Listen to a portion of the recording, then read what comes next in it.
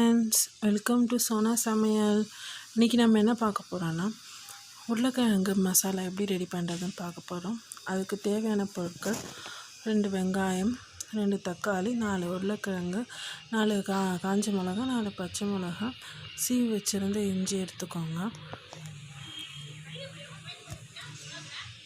First ஒரு பேனில் எண்ணெய் ஊற்றிக்கோங்க. கடுகு ஆட் பண்ணிக்கோங்க. உளுந்து ஆட் பண்ணிக்கலாம்.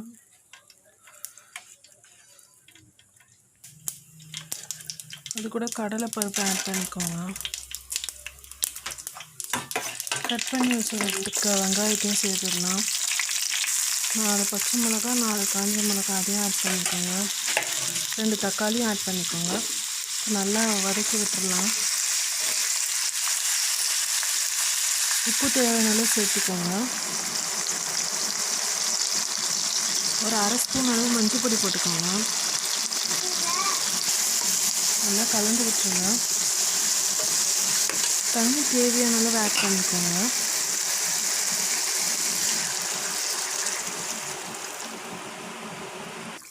நாலு உருளைக்கிழங்கா நல்லா பொடி பண்ணி சேர்த்துக்கலாம். ஓரளவு உங்களுக்கு எந்த அளவு வேணுமோ நீங்கள் அந்த அளவு பொடி பண்ணிக்கலாம். நல்லா கலந்து விட்டுருங்க.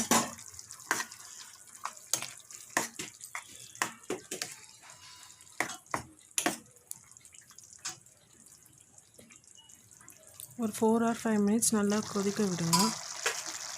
இந்த கன்சிஸ்டன்சி வந்ததுக்கப்புறம் கருவேப்பிலை, கொத்தமல்லி தூவி இறக்கிடுங்க. அவ்வளோதான், நல்லா டேஸ்டியான உருளைக்கிழங்கு மசாலா ரெடி. இதை நீங்கள் எந்த சைட் டிஷ்ஷுக்கு வேணால் வெடித்து சாப்பிட்லாம். பூரி, தோசை. இது தோசைக்கு ரொம்ப நல்லாயிருக்கும். இந்த மாதிரி நல்லா ரோஸ்டான தோசை சுட்டு சாப்பிட்டு பாருங்கள், உங்களுக்கு ரொம்ப பிடிக்கும். உங்களுக்கு எங்கள் சேனல் பிடிச்சிருந்ததுன்னா லைக், ஷேர் அண்ட் சப்ஸ்கிரைப் பண்ணுங்கள். Take care. Bye friends.